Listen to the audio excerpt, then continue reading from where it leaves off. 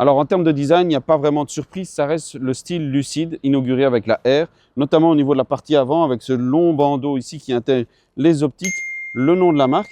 Petite subtilité cependant, au niveau des inserts, Lucid a inversé sa logique. Avant, il fallait aller sur les modèles haut de gamme pour avoir l'insert Stealth et le Platinum, c'est-à-dire celui qui est plutôt couleur aluminium, était proposé sur les versions de base. Ici, c'est l'inverse. Et ça va également changer pour la Lucid Air en soi. On a une aérodynamique très travaillée, vous voyez, l'intérieur est plein ici. On a réussi quand même à intégrer les éléments de sécurité dans cette partie ici, malgré le fait que ça s'ouvre avec le frunk, on le verra plus tard. On a les éléments ici avec la prise d'air principale qui va permettre soit d'aérer et de refroidir la batterie, soit d'optimiser l'aérodynamique. Toujours les fameux rideaux d'air ici qui vont ressortir sur le côté pour améliorer l'écoulement et la traînée. Et puis surtout, première originalité de cette voiture, c'est le capot très court.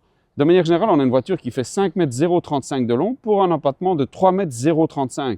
C'est-à-dire qu'il ne reste que 2 mètres pour les porte-à-faux sur un véhicule de ce gabarit-là. Ce n'est pas grand-chose et on le voit ici. Ça n'empêche pas des aspects pratiques comme on va le voir. On a un pare-brise qui est très incliné ici. C'est très fluide parce que, grosso modo, le montant arrive ici. Donc le pare-brise en tant que tel revient là. Un peu comme sur les Opel Astra à une époque en version GTC. Et puis on a un autre élément ici qui va être le toit panoramique pour les passagers arrière.